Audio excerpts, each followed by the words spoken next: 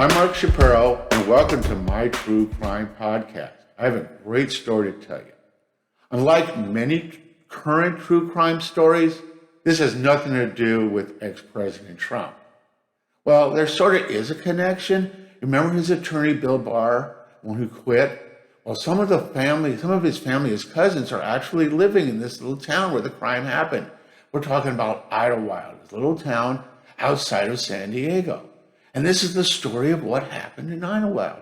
Well, actually, in Pine Cove, a little community just slightly north of Idyllwild. One of my friends has a cabin there, and she had read it in the paper, and she knew all about it. So I decided to go up there and check it out. I drove up to Idyllwild.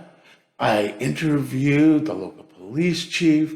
I went to the town. I talked to some of the locals. I even found the reporter who initially wrote the story up. So this is the story that he told me of what really happened. Warning, this is an adult story. We're talking about booze, we're talking about drugs, and we're talking about drunken debauchery. Are you ready? This all happened one spring day around Easter break to be clear. A couple of years ago, pre-COVID, it was a Saturday afternoon, and the Barr family, remember the distant cousins of former Attorney General Bill Barr, they decided to leave their cabin and take a stroll into town to pick up some pizza and beer. It was Harry Barr, his wife Martha Barr, and their teenage daughter Candy.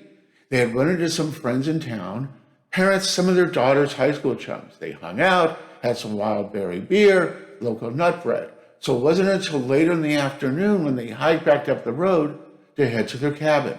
As they rounded the curve and walked up to the driveway, they immediately knew something was amiss. Their hot tub was on. It was steaming, it was bubbling, it was noisy. There was no way they would have left the hot tub on. And as they got closer, they saw their favorite towels scattered around. The dad picked up his big beach towel, and it was slightly crumbled. I don't remember using this towel. His wife saw her favorite towel, the medium-sized one with a picture of Sarah Palin on it that said Mama Bear, and hers was also slightly crumbled. Then the teenage daughter then yelled, my towel, it's all crumbled up, it's all wet, someone used my towel. Teddy Bear then yelled, what the is going on? He then looked up and noticed the back door was open. They rushed inside and looked around the kitchen. It was a mess.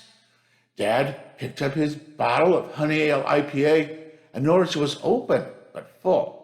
That's weird, he said. Mama then picked up her bottle of white strawberry wine. It too had been open, but it was still full. She took a sip. It's warm.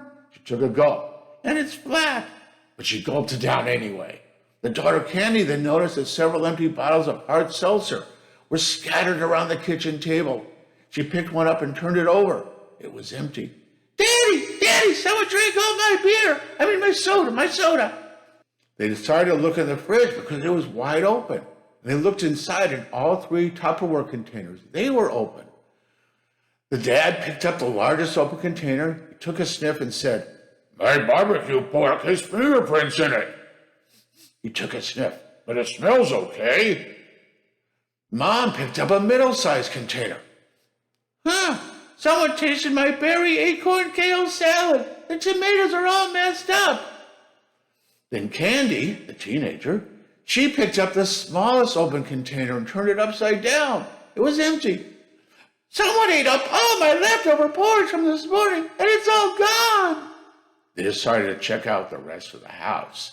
They went into the master bedroom and then noticed that the bed was all messed up.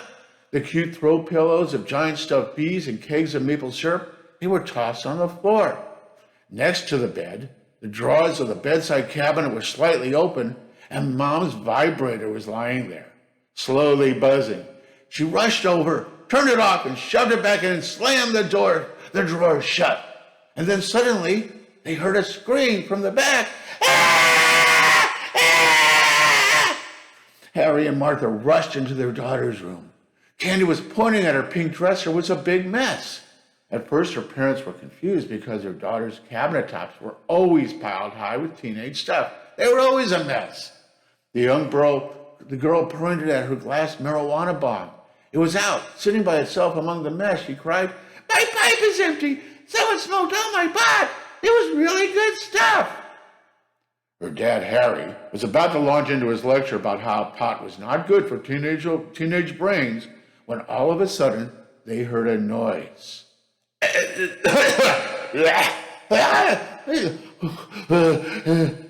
They looked over at their daughter's bed and saw someone curled up in the bed, snoring away. From their angle across the room, all they could see was a tangle of blonde hair. The teenager picked up her glass bong and threw it at the sleeping girl. The bong crashed on the wall and shattered. The noise woke up the girl. She sat up, drunk, intoxicated, and groggy. She saw the 3 bars looking at her, and suddenly she threw up. All the alcohol and the food came rushing up, and she barfed all over the bed. She tumbled out of the bed, fell a few times, grabbed her hiking boots, and rushed out the door yelling, "I'm sorry, I'm sorry, I'm sorry." The Barr family chased her out the front yard and watched her running away down the path and into the woods. After cleaning up a bit, putting away the vibrator and hiding the marijuana bong, they called the fuzz. The sheriff, with the town reporter in tow, showed up about an hour later. The sheriff took a cursory look around. "Why don't you just turn on some lights? It's like a cave in here. Is there anything of value missing? We get a lot of remote cabin break-ins like this. It's usually the town kids." After the cop left, the reporter interviewed them and took a few pictures. The story appeared on the back page of the newspaper the following week, but nothing ever really came of the story. In the printed interview that I read, the dad was quoted as saying, "We were hoping the DNA test on the blonde hairs and the vomit lead to the perp. The cops showed us some mugshots, some lineup cards, but it didn't really help. All those blonde humans look alike to us." Well, that's how the story would have ended, but here is the interesting twist. I was practicing this story with some of my Toastmaster friends. One of them was named Patrick Locke. He told me it was a weird coincidence. He had relatives who lived in the Idyllwild area, and they had a teenage daughter who was a handful, to say the least. And about 3 years ago, not only was she getting in a lot of trouble, but she dyed her hair bright yellow blonde. And she told everybody to start calling her Goldie. Right, you got it, Goldie Locke. Not only does this true crime story now have a title, I solved the crime and figured out who the perp was. Yep, this is the story of Goldie Locke and the 3 bars, Idyllwild version. Now, I hope you enjoyed this. Please stay tuned for my next true crime podcast, all about the 3 dwarf pigs who go bad, a scandal story of the construction industry. Thank you.